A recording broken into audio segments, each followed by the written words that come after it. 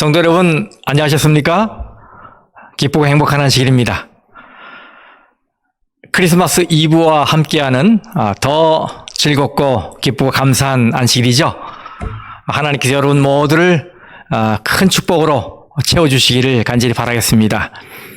이제 오늘과 다음 주면 2021년 예배가 다 마치게 됩니다. 마무리 잘 하시길 바라고 또 희망찬 새해를 맞이하시게 되기를 간절히 바라겠습니다.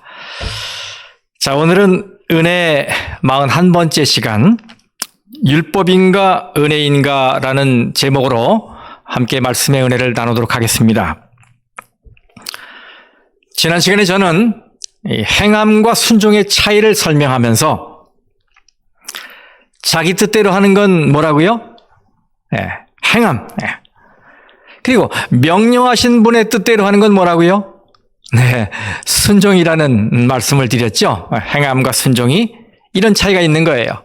그래서 하나님의 율법을 주신 본래의 목적대로 그 본질을 이해하고 그대로 행하는 건 율법 행위가 아니라 말씀의 순종인 거예요.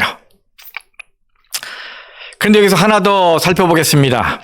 우리가 율법을 이야기하면 개중에는 이 은혜의 시대에 율법을 강조하는 건 영으로 나서 다시 육으로 돌아가는 것이고 율법주의에 빠질 위험이 있는 것이다 라고 말하는 사람들이 있어요. 율법 이야기만 나오면 알레르기 반응을 보이는 사람들이에요. 그러다 보니까 율법주의라는 오해를 받지 않기 위해서 아예 율법에 대해 말하는 것조차 꺼리는 이상한 문화가 형성돼 있음을 보게 됩니다. 그런데 여러분, 이제는 그럴 필요가 없습니다. 하나님의 율법에 대해서 말하십시오. 왜냐하면 율법 행위와 율법 순종은 다른 문제이기 때문이에요. 우리는 십계명에 따라 하나님 외에 다른 신을 섬기지 않고 또 하나님의 이름을 함부로 부르지 않고 살인하지 않고 간음하지 않고 거짓말하지 않고 남의 것을 탐하거나 도둑질하지 않는 사람을 율법주의자라고 부르지 않습니다. 그렇죠? 여러분, 어느 누가 부모를 공경하는 자녀에게 당신은 율법주의자요 라고 말하겠습니까? 그런데 유독 네 번째 계명인 안식일 계명을 말하면 고개를 절레절레 흔들며 그건 율법주의라고 말해요. 이건 잘못돼도 한참 잘못된 풍토이죠. 하나님의 계명을 따라 안식일에 쉬고 안식일에 예배하는 것이 왜 율법주의자입니까? 만일 그렇다면 사도 바울도 율법주의자입니다. 사도 바울은 이 사도행전의 말씀을 보면 선교 여행을 다닐 때마다 안식일에 하나님께 예배를 드렸습니다. 사도행전 17장 2절 말씀, 바울이 자기의 관례대로 그들에게로 들어가서 새 안식일에 성경을 가지고 강론하며, 또 18장 4절, 안식일마다 바울이 회당에서 강론하고 유대인과 헬라인을 권면하니라. 이때는 예수님의 십자가 사건이 있은 지 20년, 30년 후입니다. 바울은 선교 여행을 다니다가 안식일 시간이 되면 늘 하던 습관대로 당연히 회당에 들어가 안식일을 지켰어요. 그런데 어떤 분들은 바울이 안식일에 회당에 간 건 유대인을 전도하기 위해서지 자기가 안식일 지키기 위함이 아니었다라고 말하는 분들도 있어요. 그렇다면 여러분, 이 말씀은 어떻게 설명해야 할까요? 사도행전 16장 13절,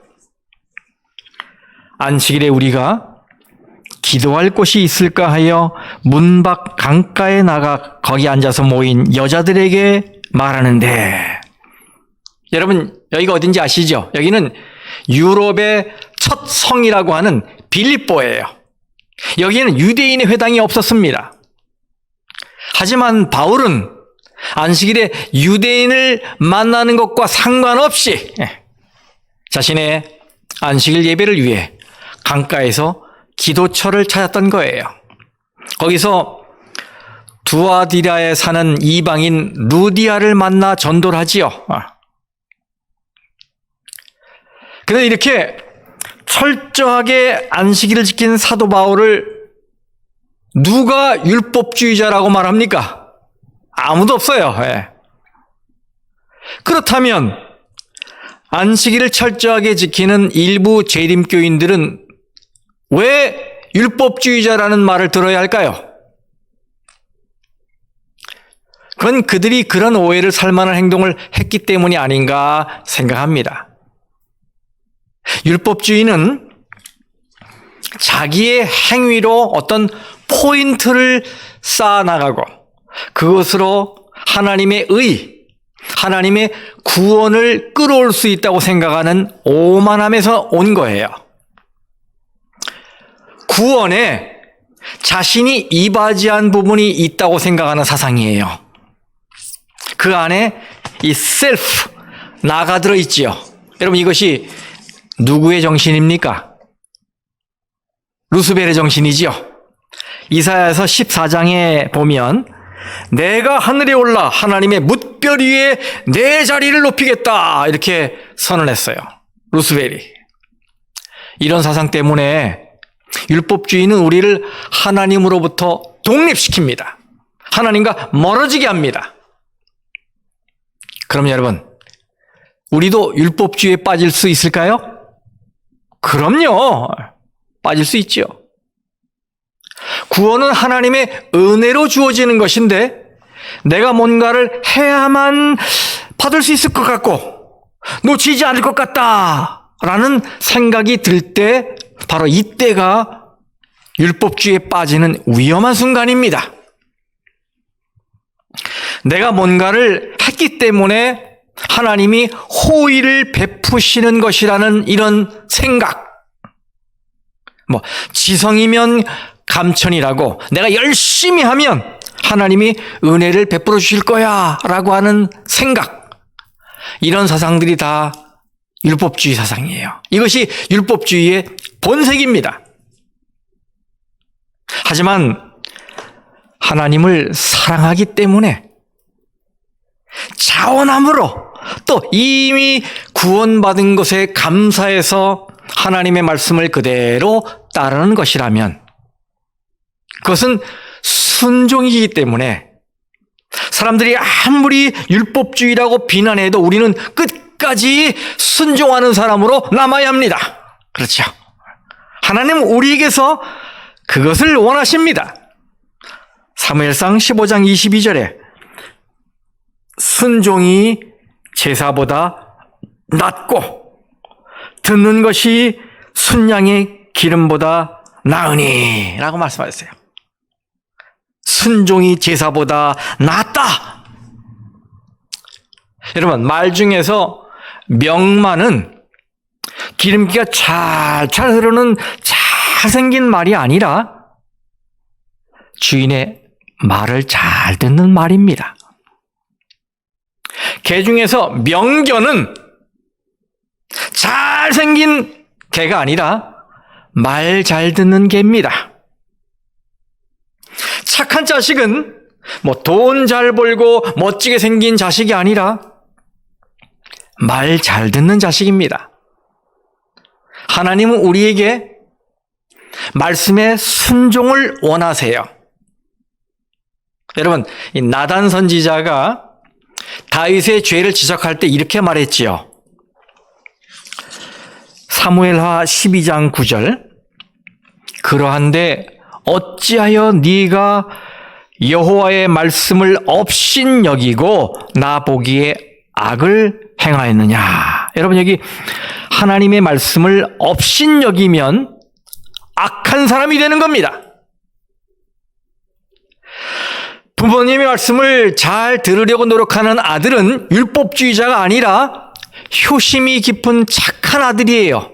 마찬가지로 하나님의 말씀을 잘 듣는 신자는 율법주의자가 아니라 하나님이 기뻐하시는 착한 신자입니다.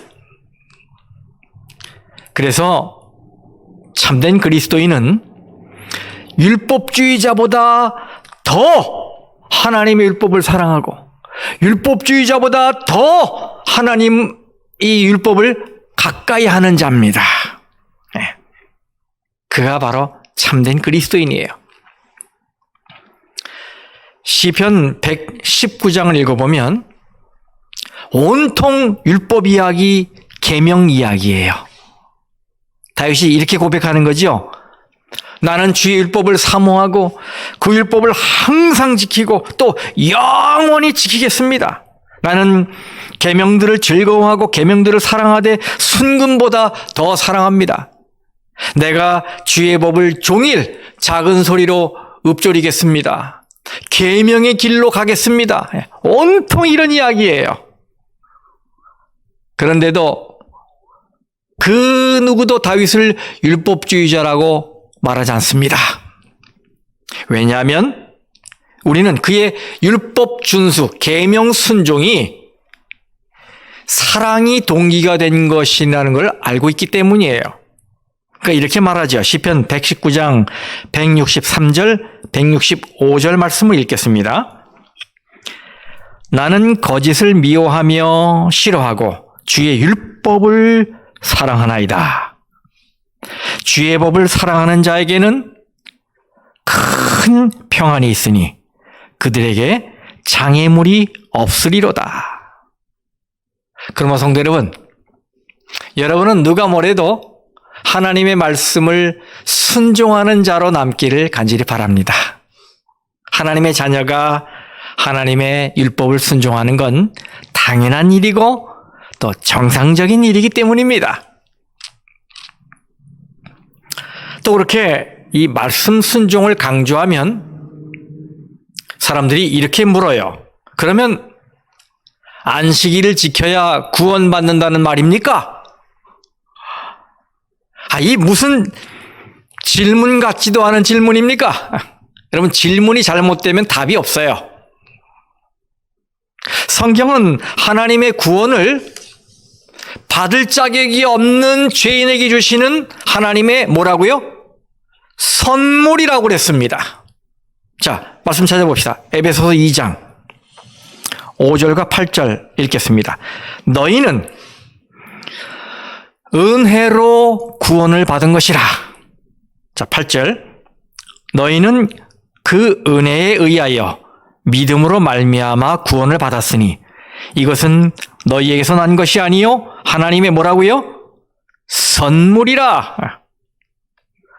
구원은 우리의 행위에 대한 보상으로 주어지는 것이 아닙니다. 그러니 율법을 지켜야 구원을 받습니까? 라는 것 같은 이런 어리석은 질문은 하지 않기를 바랍니다. 우리 그리스도인들이 하나님의 율법을 지키는 것은 그렇게 해야 하나님의 은총을 받을 수 있기 때문이 아니라 바로 하나님의 나라의 백성이기 때문이에요. 여러분, 참된 믿음은 믿습니다를 고백하는 것으로 나타나는 게 아니에요. 참된 믿음은 말씀에 대한 순종으로 나타납니다. 여기 요한복음 3장 36절 말씀을 읽겠습니다. 아들을 믿는 자에게는 영생이 있고 아들에게 순종하지 아니하는 자는 영생을 보지 못하고 도리어 하나님의 진노가 그 위에 머물러 있느니라. 여러분, 이 말씀은 믿음과 순종을 동의어로 말씀하고 있잖아요. 그렇죠? 그래서 이 말씀 순종과 상관없이 구원만 받으면 된다고 생각하는 것은 부모로부터 유산만 받을 수만 있다면 부모의 말씀을 따르지 않아도 상관없다고 생각하는 것과 다를 게 없어요. 그러므로 자녀가 이 불순종을 할 때 부모의 마음이 얼마나 아픕니까? 그렇죠? 근데 이 불순종할 때 부모의 마음이 아픈 것을 아는 사람은 우리가 하나님과 관계에서 왜 우리가 하나님의 말씀을 순종해야 합니까? 라고 묻지 않을 거예요. 자식이 부모의 말을 듣는 것이 인간의 본분이듯 신자가 하나님의 말씀을 듣는 것은 신자의 본분입니다. 이렇게 또 말씀 순종을 강조하니까 사람들이 물어요. 아니, 우리는 예수님의 이 십자가 이후에 새 언약 시대에 들어와 있는 게 아닙니까? 그런데 왜 자꾸 이 모세 시대, 옛 언약 시대로 돌아가라고 하는 것입니까? 그리고 율법은 모세를 통하여 옛 언약의 백성들에게 주신 계명이고, 은혜는 예수님으로 말미암아 성령을 통해 새 언약의 백성에게 주신 말씀이 아닙니까? 이렇게 물어요. 여러분, 과연 그렇습니까? 옛 언약과 새 언약이 이렇게 시대로 구분되는 것입니까? 아니에요. 옛 언약과 새 언약은 시대나 그 내용이 아니라 그 언약을 지키는 자의 마음가짐에서 결정되는 것입니다. 새 언약 시대의 사람은 율법을 대하는, 율법을 지키는 태도가 의무감이 아니라 즐겨 자원하는 마음과 순종하는 마음, 책임감으로 바뀐 사람이에요. 그래서 십자가 이전 사람이라도 하나님의 말씀을 즐겨 자원하여 순종했다면 그는 새 언약의 사람이에요. 반대로 십자가 이후의 사람이라도 하나님의 말씀을 억지로 의무감 때문에 지켰다면 그는 옛 언약의 사람인 것입니다. 우리가 말씀을 연구해 보면 옛 언약은 구약 시대고 새 언약은 신약 시대가 아닙니다. 왜냐하면 구약 시대에도 새 언약이 이미 언급되었기 때문이에요. 여기 예레미야 31장 말씀 보겠습니다. 여호와의 말씀이니라. 보라, 날이 이르리니 내가 이스라엘 집과 유다 집에 무슨 언약을 맺으리라? 새 언약을 맺으리라. 그러나 그날 후에 내가 이스라엘 집과 맺을 언약은 이러하니 곧 내가 나의 법을 그들의 속에 두며 그들의 마음에 기록하여 나는 그들의 하나님이 되고 그들은 내 백성이 될 것이라. 여호와의 말씀이니라. I will make a new covenant. 새 언약을 맺으리라. 구약시대의 말입니다. 1863년 1월 1일 에이브라함 링컨이 노예 해방을 선언했어요.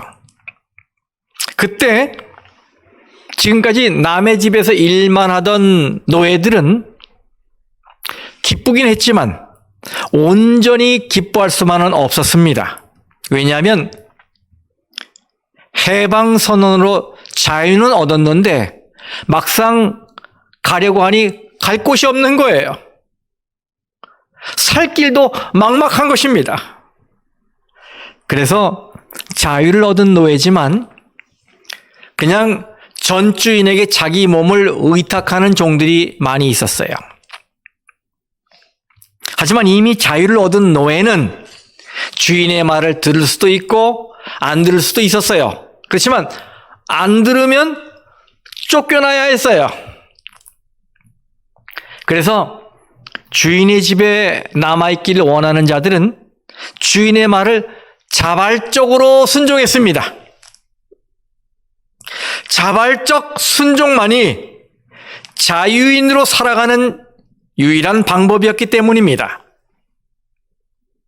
이 세상에는 두 종류의 종이 있습니다. 하나는 죄의 종, 다른 하나는 의의 종 혹은 순종의 종입니다. 성경에는 우리가 세상에 있을 때는 종이었지만 예수 안에서는 자유인이 되었다라고 말하고 있지 않습니다. 여기 로마서 6장 16절 말씀입니다. 너희 자신을 종으로 내주어 누구에게 순종하든지 그 순종함을 받는 자의 종이 되는 줄을 너희가 알지 못하느냐? 혹은 죄의 종으로 사망에 이르고 혹은 순종의 종으로 의에 이르느니라. 여기 순종의 종이 바로 그 다음 말씀은 의의 종입니다. 자, 17절 18절 하나님께 감사하리로다. 너희가 본래 죄의 종이더니 너희에게 전하여 준 바 교훈의 본을 마음으로 순종하여 죄로부터 해방되어 의에게 종이 되었느니라. 여러분, 여기 종은 종인데 어떤 종이에요? 자유를 가진 종. 이 자유를 가진 종은 어떤 종입니까? 마음으로부터 순종하는 종이에요. 여기 이 마음으로라는 말을 이 재림교 성경주 속에는 이렇게 설명하고 있어요. 이것은 이 사랑과 신뢰의 반응이다. 또한 율법주의적인 순종과는 상반되는 은혜 아래서의 순종이다. 이것은 강요된 것이 아니라 자발적이고 진지한 것이다. 이 표면적이고 억지로 하는 순종이 아니라 마음속에서 우러나오는 순종입니다.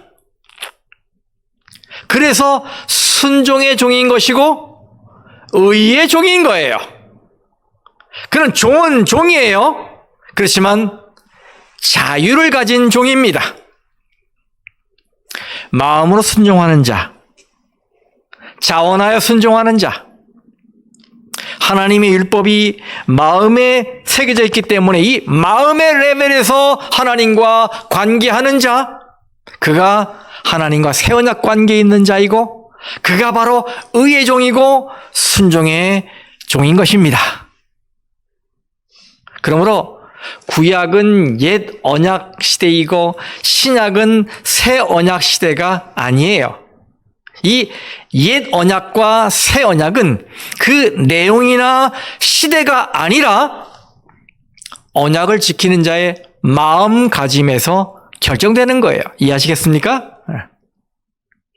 새 언약 시대의 사람은 율법을 지키는 태도가 강제로든지 억지로 하는 의무감이 아니라 즐겨 자원하는 순종으로 바뀐 사람이에요. 누가요? 새 언약 시대의 사람은 말입니다. 그래서 우리는 이것을 기억해야 돼요. 자원하는 순종만이 자유인으로 살아남는 유일한 길이다. 내가 즐거워할 수 있는 유일한 길이라는 사실, 나의 모든 소원이 이루어지는 유일한 길이라는 사실이에요. 이거 꼭 기억해야 돼요. 그래서 여러분에게 질문합니다. 여러분은 하나님의 말씀을 기쁜 마음으로 또 자원하는 심령으로 따르고 있습니까? 오늘 그걸 돌아보면서 저는 여러분이 하나님의 말씀을 기쁜 마음으로 또 즐겨 순종하는 자로 남게 되기를 간절히 바랍니다.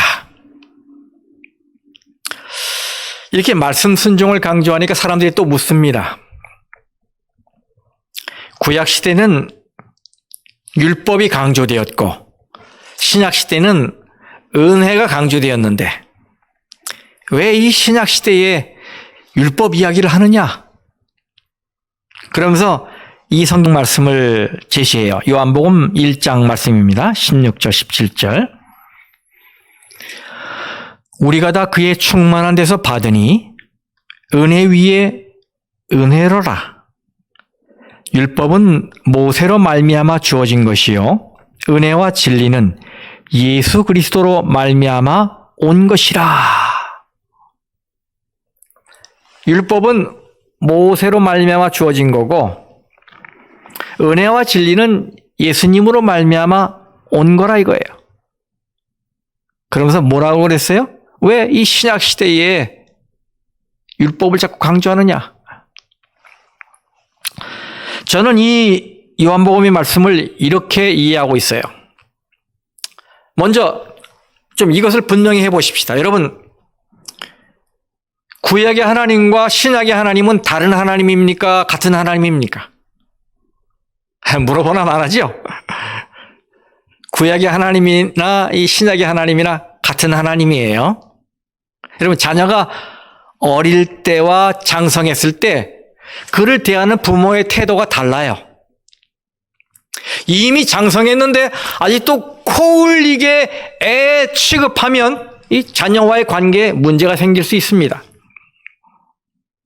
하지만 이렇게 코 흘리게 아이와 장성한 아이를 대하는 태도는 다르지만, 이 대하는 태도는 다르지만 뭐는 같아요? 네, 자녀를 사랑하는 사랑만큼은 같습니다. 마찬가지로 예수 이전의 하나님과 예수 이후의 하나님은 모습은 다르지만 같은 하나님이에요. 사실 이 같은 하나님이 아니라면 구약과 신약을 하나의 책으로 묶어둘 이유가 없어요. 그렇죠? 그런데 성경을 깊이 연구해 보면 우린 여기서 요한이 모세 시대와 예수 시대 혹은 율법 시대와 은혜 시대로 양분해서 서로 반대편에 두려는 의도로 말하는 것이 아님을 알게 됩니다. 이 둘을 떼어놓고서 서로 against, 서로 반대하고 대립하는 이런 모습으로 만들려는 의도가 아니란 말이에요. 자, 그 다음 말씀을 덧붙여 다시 한번 읽어보겠습니다. 자, 요한복음 1장 16절에서 18절. 우리가 다 그의 충만한 데서 받으니 은혜 위에 은혜로라. 율법은 모세로 말미암아 주어진 것이요 은혜와 진리는 예수 그리스도로 말미암아 온 것이라. 본래 하나님을 본 사람이 없으되 아버지 품속에 있는 독생하신 하나님이 나타내셨느니라. 저는 이 말씀을 뒤에서부터 거꾸로 읽으며 이해했어요. 자, 여러분 보세요. 여러분, 죄인은 하나님 볼 수 있습니까? 없습니까? 죄인이 하나님을 보고 살 수 있어요? 없어요? 없어요. 그래서 심지어 모세도 하나님을 보도록 허락되지 않았지요. 그런데 누가 하나님 아버지를 나타내셨습니까? 예, 독생자 예수 그리스도가 하나님 아버지를 나타내 주셨어요. 구약 시대에는 이 모세의 율법을 통해 하나님이 당신 자신을 우리에게 계시하셨는데, 이 마지막 때에는 예수 그리스도를 통해서 당신 자신을 계시하신 것입니다. 그러니 이것이 이미 받은 은혜 위에 더해진 은혜가 아니겠습니까? 이것을 바울은 은혜 위에 은혜로라라고 표현한 거예요. 이것은 보다 못한 제도인 율법에서 보다 좋은 제도인 은혜와 진리로 바뀌었다는 말이 아닙니다. 이것은 안 좋은 하나를 버리고 그 자리를 더 좋은 것으로 채웠다는 말도 아닙니다. 다시 말하면 대체된 은혜가 아니라 더해진 은혜란 말이에요. 모세의 제도가 좋은 것이긴 하지만 그리스도의 것이 더 좋은 것이란 말이에요. 그래서 이 율법과 은혜는 서로 반대하지 않고 함께 상승작용을 합니다. 율법은 우리에게 필요를 보여줍니다. 은혜는 그 필요를 채워줍니다. 율법은 우리에게 의무를 가르쳐줘요. 은혜는 그것을 이룰 힘을 줍니다.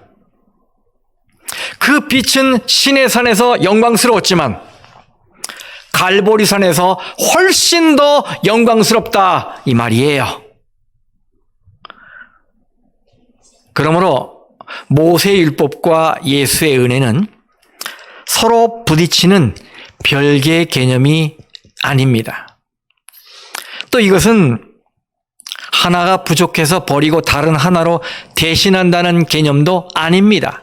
오히려 하나에 다른 하나가 더해져서 우리 성도들에게는 그 넘쳐나는 충만함으로 인하여 은혜 위에 뭐라고요? 은혜가 되는 거라고 이 사도 요한이 말하고 있는 거예요. 이해하시겠습니까? 은혜 위에 은혜로라. 많은 사람이 예수 전과 후를 율법 시대와 은혜 시대로 나누려는 유혹을 받아요. 예수 전에는 율법, 예수 후에는 은혜, 진리. 그러나 사실은 예수 전에도 은혜는 풍성했고 예수 후에도 율법은 살아있었습니다. 예수 이후의 율법에 대해서는 이 말씀을 보면 단번에 끝나지요. 마태복음 5장 17절 말씀. 내가 율법이나 선지자를 폐하러 온 줄로 생각하지 말라. 폐하러 온 것이 아니요. 어떻게 해요? 완전하게 하려 함이라. 아멘. 예수 이후에도 율법은 살아있습니다. 그러면 예수 전 시대의 은혜에 대해서는 어떻습니까? 여러분 이 말씀 보세요. 출애굽기 33장 13절 16절 말씀을 읽겠습니다. 내가 참으로 주의 목전에 은총을 입어 싸우면 원하건대 주의 길을 내게 보이사 내게 주를 알리시고 나로 주의 목전에 은총을 입게 하시며 이 족속을 주의 백성으로 여기소서. 16절 나와 주의 백성이 주의 목전에 은총 입은 줄을 무엇으로 알리까? 주께서 우리와 함께 행하심으로 나와 주의 백성을 천하 만민 중에 구별하심이 아니니까. 모세가 하나님께 이렇게 요청하는 거예요. 주님의 길을 내게 보여주십시오. 그리고 나로 주의 목전에 은총을 입게 하소서. 그 다음에는 나와 주의 백성이 이렇게 은총 입은 것을 무엇으로 알겠습니까? 그때 하나님은 그 다음 장인 출애굽기 34장에서 두 돌판에 십계명을 주십니다. 무슨 의미예요? 이 의미는 바로 율법이 하나님의 길이고 율법이 하나님과 동행하는 은총의 길이다 이 말이에요.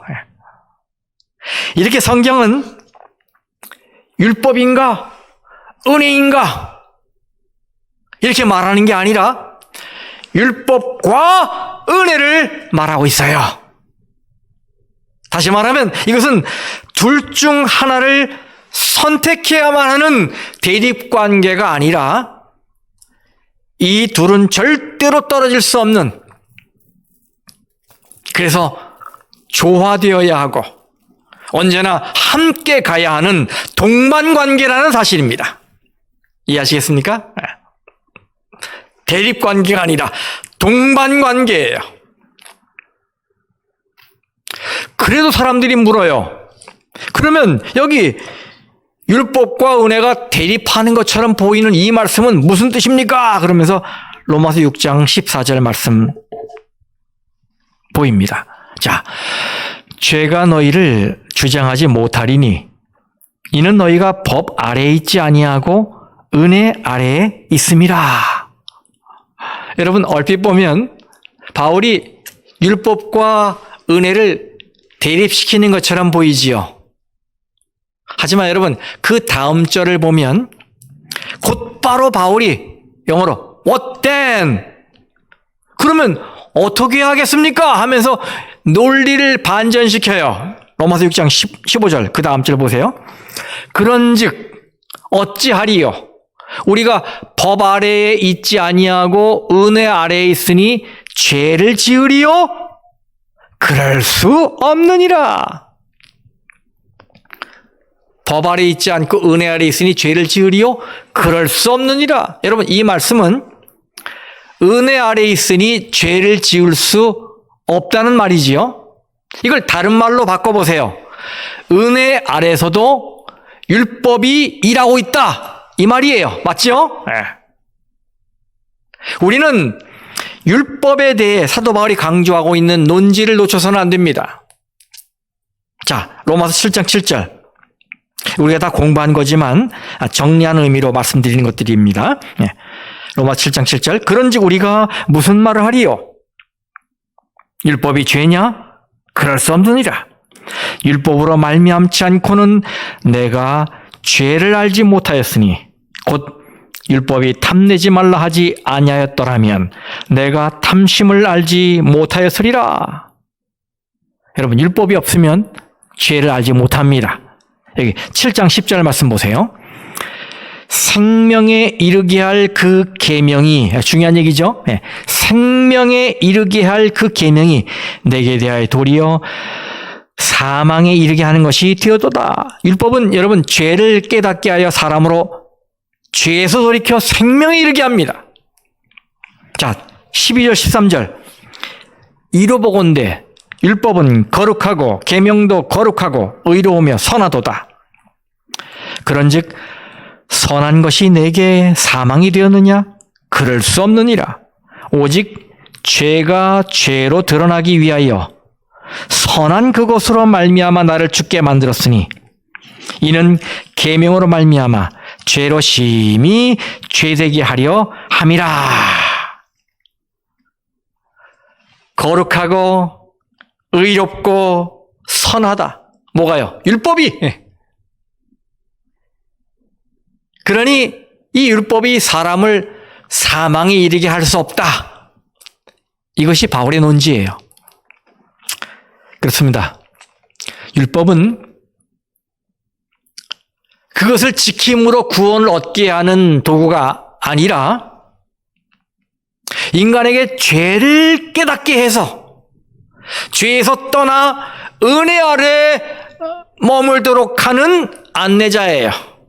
은혜 아래 머물고 싶은 마음을 주는 안내자예요. 그리고 이 은혜와 율법을 대조시키는 것처럼 보이는 이런 말씀들도 사실은 구약과 신약을 대조한 것이 아니에요. 또 이 구약의 종교 제도와 신약의 종교 제도를 구분 짓는 것도 아닙니다.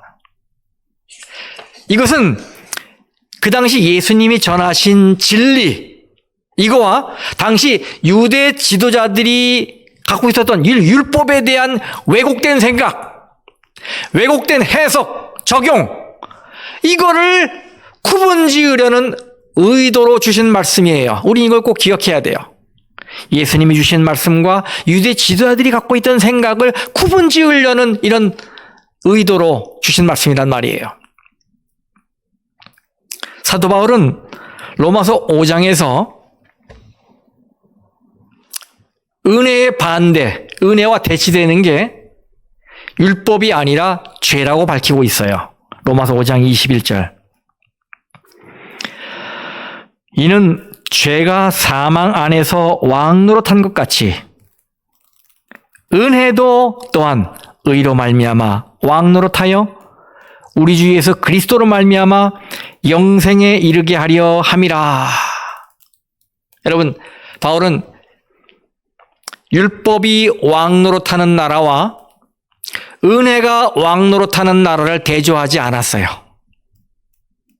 여러분 읽으셨듯이 율법이 왕노릇하는 나라와 은혜가 왕노릇하는 대조한 게 아니라 죄가 왕노릇하는 나라와 은혜가 왕노릇하는 나라를 대조하고 있어요. 그러면 이 주제의 결론은 무엇입니까? 네, 우리가 말씀 순종을 강조하는 것은 우리가 율법주의자이기 때문이 아니라 율법주의자보다 더 하나님 율법에 가깝고 율법주의자보다 더 하나님 율법을 사랑하는 성도의 당연한 도리이기 때문입니다. 여기 성도에 대한 얘기, 요한계시록 14장 12절 말씀 보세요. 성도들의 인내가 여기 있나니 그들은 하나님의 계명과 예수에 대한 믿음을 지키는 자니라. 아멘. 성도를 어떻게 정의 내렸어요? 성도는 하나님의 계명을 지키는 자다. 성도는 예수에 대한 믿음을 지키는 자다. 이렇게 말씀했잖아요. 자, 이제 오늘 연구를 마치면서 그 애드벤티스트 월드라고 하는 이 저널이 있는데 거기에 나온 한 기사를 좀 소개를 하겠습니다. 2015년 11월로 이 커버 스토리에 이런 제목의 글이 실렸어요. 여러분 보시는 대로 Looking for legalism, finding hypocrisy. 이 말은 언뜻 보면 율법주의, 알고 보면 위선자, 이런 말이에요. 저는 이 글을 읽고 바로 이것이 우리의 모습을 지적한 말씀이 아닌가 생각했어요. 사람들은 이 복음서를 읽을 때 예수님이 바리새인의 율법주의를 꾸짖고 책망하신 것이라고 생각을 해요. 그런데 여러분, 그게 아니에요. 예수님이 책망하신 것은 율법주의가 아니라 이것이었어요. 자, 말씀 보세요.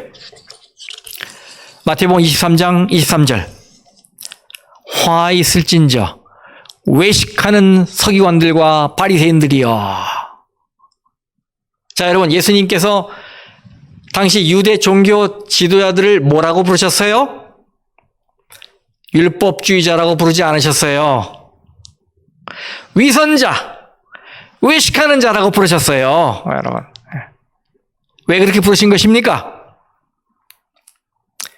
그것은 오히려 그들이 율법을 지키는 것 같았는데 사실은 속을 들여다보니까 율법을 소홀히 여긴 거예요. 속으로는 율법을 소홀히 여겼기 때문에 이 율법의 말씀을 따르지 않았기 때문에 예수님께서 그렇게 말씀하신 거예요. 여기 23장 2절 3절 말씀 읽겠습니다. 무엇이든지 그들이 말하는 바는 행하고 지키되 그들이 하는 행위는 본받지 말라. 바리새인들은 율법을 가르치면서 자신들은 율법을 따르지 않았습니다. 그래서 예수님은 자기를 죽이려는 자들을 향해서 이렇게 직설적으로 말씀하세요. 요한복음 7장 19절. 너희 중에 율법을 지키는 자가 없도다. 너희가 어찌하여 나를 죽이려 하느냐? 사람들은 이 율법주의의 본보기를 언제나 바리새인을 예로 드는데 사실 그들은 실제로 율법을 지킨 자들이 아니었습니다. 예수님은 그들에게 율법주의자보다 위선 혹은 외식이 더 큰 문제라고 지적하십니다. 이 매거진에 이런 좋은 말씀이 나오는데 소개해 드릴게요. 예수님이 율법주의를 가장 심각한 종교적 문제로 다루셨다면 율법 준수 자체가 공격을 받는다. 그러나 예수님이 훨씬 강도 높게 책망하신 부분이 외식이라는 것을 인식하면 범법과 불순함이 쟁점이 되는 것이다. 이런 패러다임으로 다가간다면 율법을 준수했을 때, 순종했을 때 내가 혹시 율법주의자나 바리새인이 되는 것은 아닌가 하는 피해 망상에서 벗어나 자유롭게 율법에 순종할 수 있게 될 것이다. 지금까지 여러 세기 동안 율법주의가 주요 쟁점으로 취급되었다. 이제는 위선에 대한 예수님의 가르침에 집중해야 한다. 우리의 삶과 교회에서 율법주의가 문제였다면 율법주의가 문제였다면 당연히 그것을 자백하고 하나님의 은혜로, 문자 그대로 하나님의 은혜로 그것을 뿌리 뽑아야 할 것이다. 그러나 우리가 더 자주 목격하는 것은 누구인가 하면 구원받으려고 율법을 지키는 사람보다, 즉 율법주의자보다 이미 구원받았다고 율법을 범하는 사람이다. 율법주의보다 위선의 문제가 더 심각한 것이다. 정말 이 전곡을 찌르는 통찰력 있는 말씀 아닙니까? 저는 여러분 모두가 자신의 모습을 이 말씀에 비춰보길 바라요. 율법주의보다 더 심각한 게 위선이라고요. 혹시 나의 모습은 아닙니까? 오늘 우리는 율법인가 은혜인가에 대해 살펴보았습니다. 율법도 은혜도 다 하나님에게서 온 것이에요. 그리고 둘 다 우리의 신앙에 절대적으로 필요한 것이고 절대적인 영향을 주는 것들입니다. 저는 여러분이 이 둘을, 율법과 은혜를 분리하려는 모든 철학, 신학 사조의 마음을 빼앗기지 마시고 하나님을 사랑하는 마음으로, 하나님의 율법을 즐겁고 자원하는 마음으로 순종하시길 바랍니다.